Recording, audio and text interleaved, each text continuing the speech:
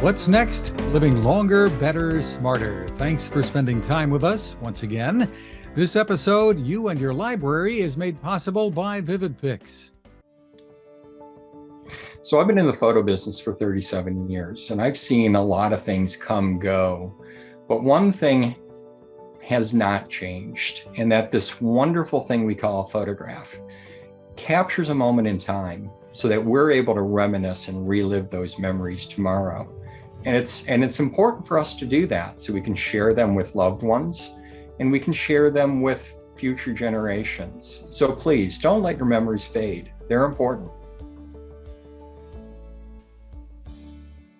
I'm Fred Fishkin, along with Mary Furlong and some special guests. And Mary is in Missoula, Montana. Hi, Mary. Oh, it's so beautiful here, Fred. And this is our first remote podcast. So greetings from Missoula and this unbelievable award-winning public library, which was just named Best Public Library in the World in 2022 by the World Library Congress in Dublin. Just amazing. And you have a special guest with you that our viewers are seeing already. Tell us about it. So I'm here with my wonderful friend and colleague, Abe Abramson. Abe, thank you for spending so much time with us. We met many years ago during the Clinton administration. We were both advisors on libraries and the internet. And you have created an award-winning library here. So I want to have you share this with our audience. Well, about almost 50 years ago, I came back from East Asia and took on being a trustee of the public library governance structure. And during the first couple of years, realized that we were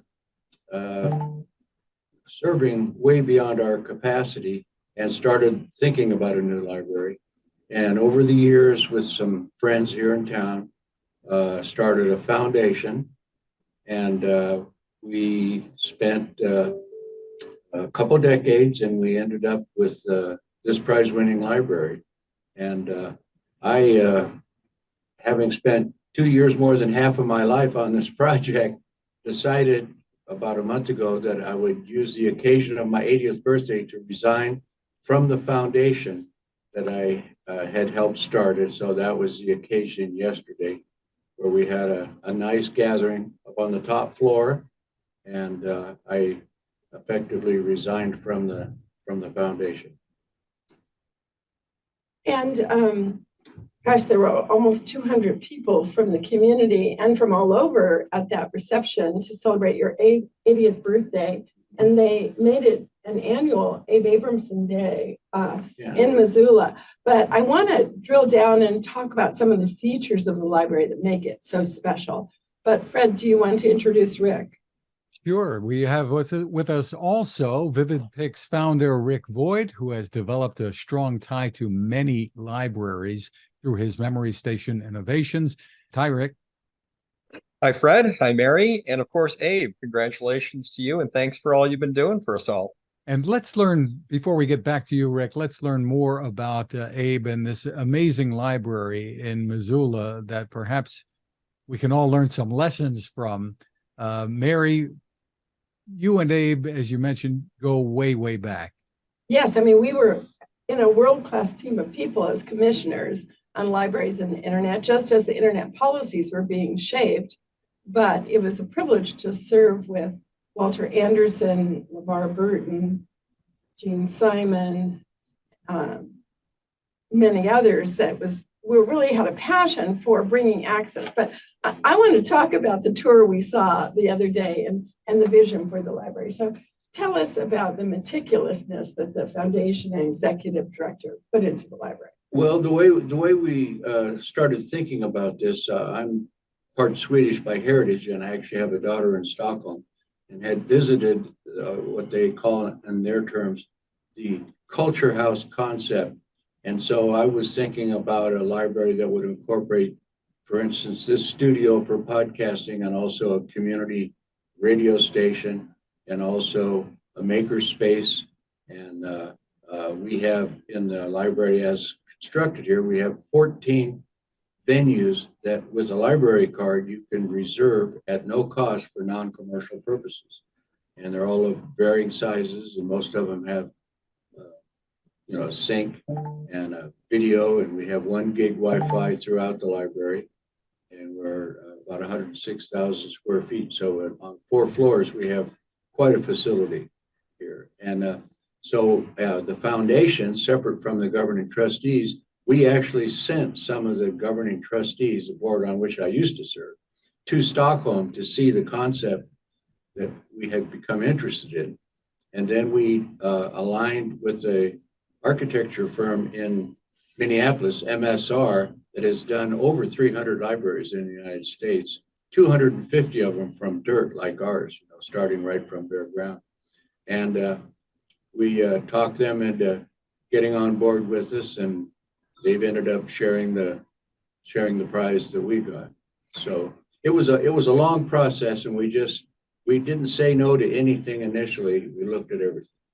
So let me walk you through our tour. So we started with the technology behind the book return, and we all returned a book. And tell us how that works. Well, it's a system that I saw when I was at the International Library meeting in Copenhagen. I took a ferry over to Malmö, Sweden, and saw a new system, and it's not quite unique, but what people can do is return a book, and as they set it in the first part of what you can think of as a treadmill, the code is read, shows it's back in the library, and it goes into a specific bin for a specific shelf.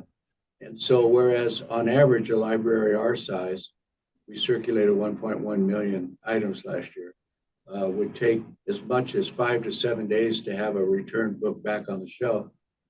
On average, ours are back on the shelf in less than 2 days.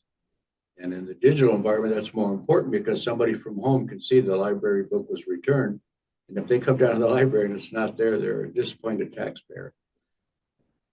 And let's talk about the children. So the children's section is amazing. I came every day of my vacation to the library. And first time I've ever done that on my vacation. And there is a maker space here that some of the children have spent 3 hours playing in the maker space. There is a video game area. There's an area where children can have a free lunch. So there's a sign that says free lunch today. That says the school system runs a lunch program for school children in the summer in the library that we host. There's a cooking school. So upstairs on the 3rd floor, there's a brilliant design center where you can take a cooking class and you can rent pans. So you were not so sure you should have. I wasn't so sure that was going to happen, but people check them out just like books. Oh, here's a mold that my grandmother used to make for her green Jell-O mold at Thanksgiving every year, and people check them out like books and clean them and bring them back. And so I found that really inspiring. There were a lot of cookbooks on the wall, and then the light here. First of all, you see these beautiful mountains all around, but there's a reading room where you can get back issues of magazines, which are really hard to find these days. So I read Vital Speeches and Vanity Fair while I was here. And it was so interesting to be able to sit in this chair and see the light of the mountains. What do you call that? Ambient light? Yeah, just the ambient light. Yeah, we have it faces northeast, so you get diffuse northern light. And in the winter, it's nice because in our winter here, you get the morning sun, and yet in this time of the year, you get the evening shade because of its orientation. So. And then tell us about the top floor where your party was last night. The very top floor has a reception space, plus it has a full-length outer deck that's available. And as for the celebration of my resigning from the foundation yesterday, you can reserve it at no cost for non-commercial purposes. And we had a couple hundred people up there. A lot of them are hunting and fishing buddies of mine and other professional colleagues. And so it's really under the Swedish concept, a culture house. And we're pretty proud of it. We spent $39 million and we got a $30 million tax levy with 62% affirmative votes. And then we raised $6.7 million privately, and we pounded it all in here, and we're very proud of it. And I remember when we were both together in the Library Commission, we went to the Seattle Public Library where they had a mission where every baby born, the parents would get a copy of Pat the Bunny, and the parents would get How to Raise a Reader. So I've always been a reader and a writer. And I just told Abe this morning, I'm coming back to work on my new book. You heard it here first. I'm going to update Turning Silver into Gold, want to update some of the stories from the companies that we know. And Rick, I know you're here with us too. I was very impressed at the digital areas that they have here where you can bring some of your records and old videotapes, and they will, for free, digitize them. And then also for free, price of a library card, which I'm going to get a Missoula library card today. You can rent one of how many conference rooms? There are 14 venues in the building that you can reserve remotely online if you have a library card. Yeah. At no cost for non-commercial purposes. Yeah. Wow, just amazing, Mary. We're going to come back to you in a second, but Rick, you have a great perspective on the types of services that are available today, way beyond checking out all the wonderful books. It seems like up in Missoula, they've got all the bases covered, just about anyway. Well, it sounds like they are putting wonderful things in place and listening, or have put them in place, and listening to some of the things that Abe's already put in place. It reminds me of some of the activities that we are doing. Yeah, we're very fortunate that we work with a business partner by the name of Today's Business Solutions that Abe probably is familiar with, and we're in close to 1,000 libraries with their Easy Scan solution. And then we also, now having worked in the library community for over 5 years, we have wonderful partnerships, say, for instance, with Allen County Public Library in Fort Wayne, Indiana. And I'm sure Abe, from a genealogy perspective, is quite familiar with them. And the genealogy center there has 2 of our memory stations that actually allow the patrons, yes, to be able to bring in their own photos and documents and scan and restore and do some additional things with those. And I also, it's fun. We've got an event going on next month with Dallas Public Library, tying together the food heritage with the memories of those foods. And then in October, tying together the digitization of photos and documents again.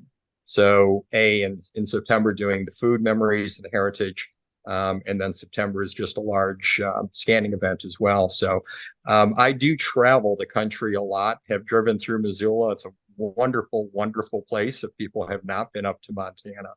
And I look forward to seeing all that you've done sometime. Well, come and I'll give you my personal 54-minute tour that takes 1 hour and 15 minutes. Yeah. Can't wait. He's got one coming up. So let's get back to you for a second, Abe. I wanted to ask you, this $39 million public library investment, what is it about the community there that enabled you to do this? Because in a lot of places, it's cut, and, watch the pennies, et cetera. Well, of course, we're all unique in one way or another. But for instance, we have a university here, the University of Montana, that's one of the 100 members of the research universities in the United States. We have the 4th most Rhodes Scholars west of the Mississippi. And we also, I think it's still a statistic, of the 100,000 or so people that live in this county, 75% of the adults have a library card, an active library card in our library. And so we're book people, and we focus in the school system on youth reading skills. And I think that's all part of it. We did get, as I say, a 62% positive vote on a $30 million bond issue on a project that didn't even have a sketch of what we were thinking of doing. So that is amazing. Any advice that you have for our listeners and viewers about making use of their own public libraries today in this age of apps and ebooks, streaming content, et cetera? No shushing. That's my main advice for libraries. No shushing. No loud noises anymore than in the home or in a hospital, but you don't shush people. People can talk. Now, that doesn't mean they can have meetings on their telephone in an open area, but you want people to feel like they can come in and share fully. And a lot of it has to do with the staff. Amazingly, we moved right across the street. Our old building was directly across the street here. And we got almost 3 times the ability to circulate items, if you think of it in librarians' terms, in our new structure here. And yet we're running it with the exact same staff. This material handling system that we have, we're told saves us about 3.5 full-time paraprofessional equivalents, plus better service because the books are back on the shelf in a couple of days. And You people know- come to the library even in the middle of the Montana winter? Yeah, even the more so. The more so. So Fred, also, there's a coffee shop. You could take your latte around as you work. And And so for our you- listeners, Mary's got one in her hands. And I do too. Yeah, so I couldn't believe that you start with the coffee shop. And, I tested it at 4:30 in the afternoon. The coffee shop's still open. So if you need a little wake up there, I'd like to go back and find one of our original pictures when we were young commissioners and see if we can optimize that through Vivid-Pix, Rick. And there's a point that Abe mentioned that I didn't catch on the tour when you gave it the first time, and that is culture. And I think we don't think enough about culture in the community. So if you go to Victoria, they have a minister of culture. And it feels to me this is very culturally connected to the community. And I wonder if what I liked about this project in coming here is that it was a capstone project for you in some ways. Well, wasn't it? and for the firm, when I discovered the firm that had done over 300 libraries, I flew to Minneapolis and had dinner at the home of one of the principals and told him about our project. He said, Abe, I'm retiring in a year. And I said, well, this could be your capstone project. And he kind of humorously got captivated by the idea. In fact, because of COVID, when you couldn't even get door handles and stuff, our library actually had its grand opening almost exactly to the day of a calendar year after it was supposed to. And that principal did retire in the interim, although handed it over to someone that carried it on. And but that was the difference. They got excited about our willingness to go their way with the project. I also was very inspired by the docents that serve and give tours. And I'm going to be 75 in a few months. And I think it's really hard to say, okay, I just found out yesterday I've been nominated, or I think I'm receiving a Lifetime Achievement Award. And so that's what happens when you get to be 75. But I like the fact that you're 80, you're 5 years older than me. And I like highlighting the work of people who've taken their long history and then put it into a project that could serve so many. And that really inspired me last night. And your daughter was there. I have a little bit of gossip here. I had a friend, I was at a bed and breakfast in England with my sister, and she was looking for a horse. And I said, oh, you should get a horse in Montana if you're going to get a horse. And so I introduced her to you. And then what happened? And then she sold her business and moved here. Yes. And she was at the party last night. So, and you all have dinner every now and then, right? We're still very close. Yeah. Yeah. And so I love that there's been a little bit of that relationship magic in this. And I also am very grateful for my long history and friendship with you. Yeah. It's been 20 plus years. And as well as you, Fred, and thank you, Rick, for being a part of this. It's a joy to be remote doing this at this amazing library. I hope all of you get to come here one day and visit it. I want to get a little bit more input from Rick. I had asked you this question, Abe, but when you take a look at libraries and what they mean to people today, it really is evolving, and you're seeing so many around the country. I thank you, and I am. And this conversation has been wonderful.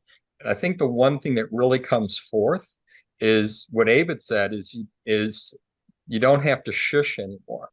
And if you have not been in a library in the last few years and or the last couple of decades, they've changed. They're wonderful places.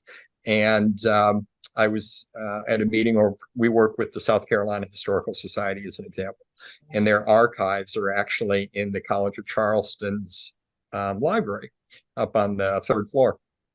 And I had a meeting that I was able to drive downtown. I was able to sit in a common area. I was able to attach to the Wi-Fi.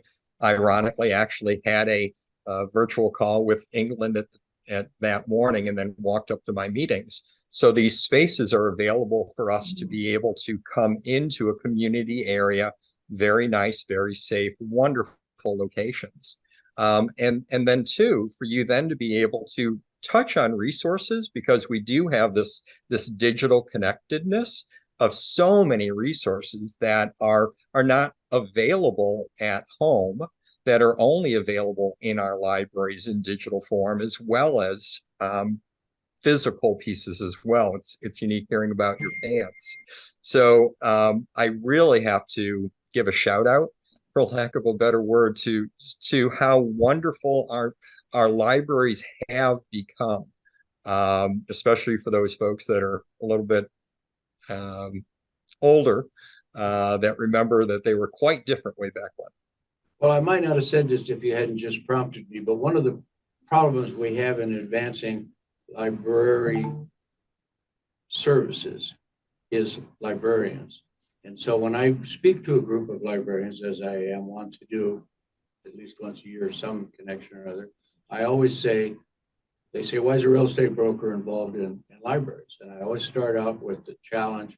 I say, you know, you got to understand that just as hospitals are much too important to be left to doctors, libraries are much too important to be left to librarians.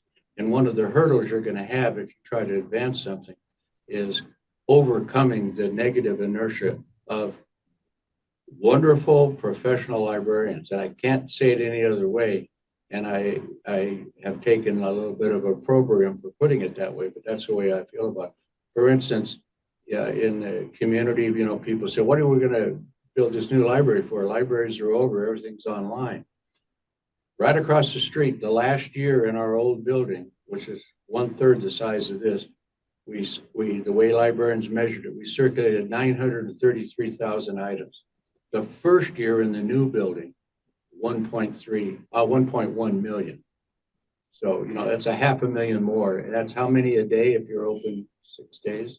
Yeah, You know? the level of engagement, there's a section where people were doing 3D printing lessons. And I saw people from teenagers to older adults in there learning that, and a lot of checkout of computers. So anyone that's in a hallway in between jobs, and you paid a lot of attention to staff offices. Staff areas, bathrooms, we didn't skimp on bathrooms. And all the managers have offices, and there's no, you know, everybody has the amount of room that they need. And Rick, as you were saying, people that work from home, you could see them coming or work remotely. There's a notion now as we get older, we can work from anywhere. And then as we do that, connect in with our podcast. So thank you both for being with us. Thank you, my dear friend and colleague. I'm so proud of you. You know, it's so great to be there to celebrate successes like, and On the occasion of my 80th birthday. Yes. Just a coinky dink. Yeah, and you had so many people from all over, your high school friends, your Air Force, flying Air Force, school, everywhere, yes, yeah. and then and my son and his wife came. Yeah, right? yeah. It was Right, wonderful. And your Yeah. family. So it was Yeah. just an amazing celebration. We should never forget to celebrate the most important moments in the lives of our friends and colleagues, I think. We We should always hold on to We shouldn't wait for the funeral to say those nice things. Yeah, there were a lot of nice things said last night. So Yeah. thank you. So that's, if I had a place to start in talking with somebody that's talking about starting a foundation and it's a process going over, it's just remember, libraries are much too important to be left to librarians. And that's why we have to have the other people involved to support them. Even in their professional goals, they have a little bit of a reticence to assert their positions. And you know, like your top floor, when you had it halfway done and then someone came up and Yeah, we had, because of COVID again, we ran out of money, and one of the people that was involved in our project come and said, why doesn't this deck go the whole length of the building? And we said, well, we ran out of money. He stood there and wrote us a check for $300,000. So Can I make one more comment? And I know we're wrapping up, but I think, again, Abe, you're making such wonderful comments. Tying to the people that come out of school with a master's in library science and the like. So I work a lot in family history and genealogy. And if you come out with that degree, you may have never learned anything about genealogy, family history. You might even understand history well, but you don't really know how to do the family search, for lack of a better word. So what we actually, and that all of us as a community have to put the resources in place in order to bring our perspectives to something better. So what we ended up doing, working with others, is the American Library Association had never created an education in family history genealogy. So we brought together librarians and business people and even family search, and we created a 12-part class, which was for genealogy librarians. And we all gave of our time. It's still served from the Vivid-Pix site, in order for people to be able to learn about how would you market your library? How would you help someone through a research path? How would you work with local historical and genealogical societies? How do you do outreach in your community to drive people into your locations?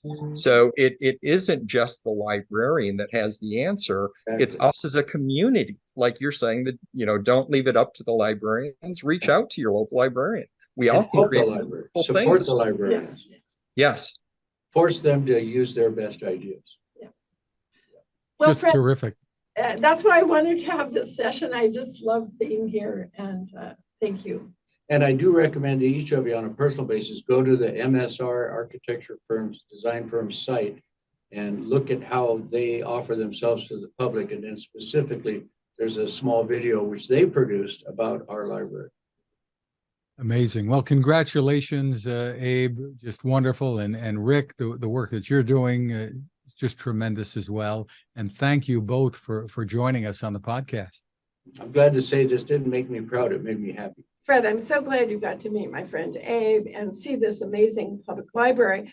One of the things that inspired me about it was that he and the board searched globally for great solutions in every single area, in every single constituency that they serve.